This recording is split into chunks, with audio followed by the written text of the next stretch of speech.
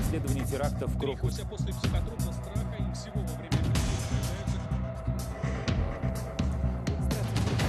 Данные о расследовании теракта в Крокус-Сити-Холле. Спецслужбы методично... Заказы преступлений за деньги, они... И действия российской армии направлены на то, чтобы излечить от болезни нацизм головного мозга, а не отрезать эту голову. A lot of Russians will express skepticism in the media in general. They'll say that everybody lies, whether it's their own government or Western governments.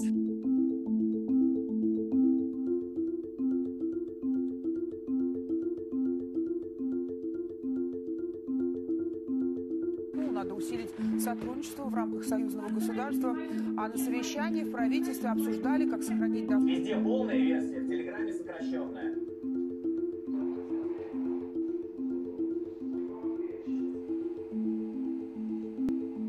There is no independent media in Russia anymore. State television is the main source of information inside the country, and it is used by the Kremlin to spread disinformation and propaganda to the population, 2/3 of which receive most of their news from state TV.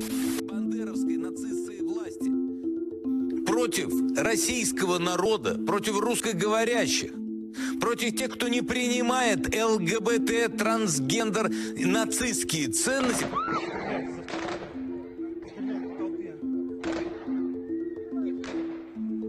Reports from Moscow suggesting a number of people have been killed and wounded during a shooting at a concert hall there. Despite Islamic State group claiming responsibility and releasing their own footage, which was verified by the BBC, Russia still pinned the blame on Ukraine. Они пытались скрыться и двигались в сторону Украины. Нам участие украинской стороны в подготовке кровавой бойни в Крокусе. In the aftermath of the Crocus City Hall attack, one popular channel broadcast an interview with a Ukrainian official claiming responsibility that appeared to be manipulated by AI. Куратора Сайфулло, так и заказчика в широком смысле. Вместе с тем озвучен... We're live in Ukraine as Russia invades. Россия наконец явилась на войну, которую Украина вроде 8 лет с ней вела. Но напоминаем, что Россия на протяжении всей своей истории никогда ни на кого не нападала. Straight away, the Russian state media claimed the so-called special military operation was a justified reaction to Western aggression. They often present Russia as the victim to get people to rally around the flag and believe that Russia is simply defending itself. Россия войны не начинает. It's an effective approach to propaganda. It stops people even asking the question, what's true, what's false, because all you really need to ask is, whose side are you on? Are you on Russia's side or are you not?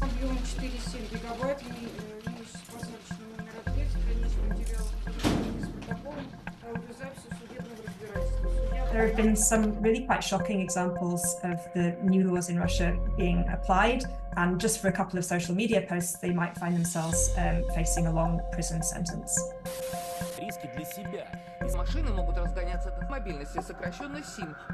The jailed Kremlin critic Alexei Navalny has died.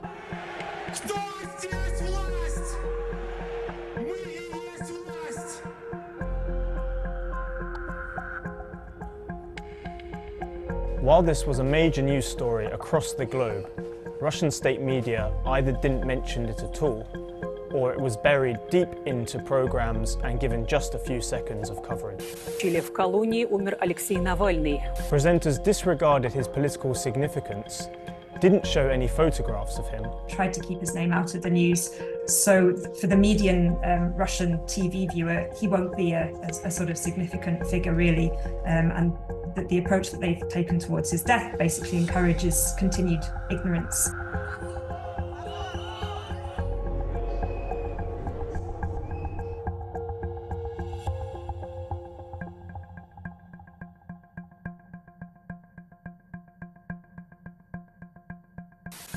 В соответствии со статьей 51 части 7 устава санкции Совета Федерации.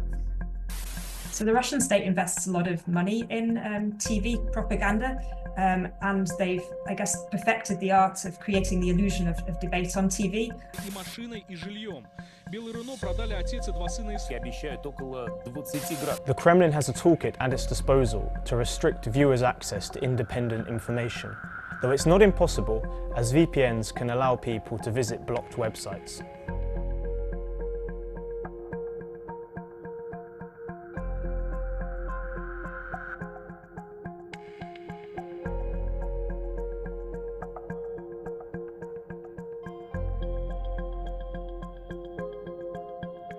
The use of VPNs to access restricted websites in Russia is a crime, but many people continue to do so because private use is virtually risk-free.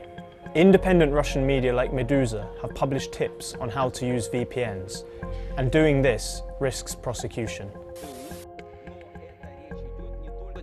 Специальной военной операции, поскольку государство Украина это и в месте, где идет непосредственно. So Russians' attitude towards their media is quite contradictory.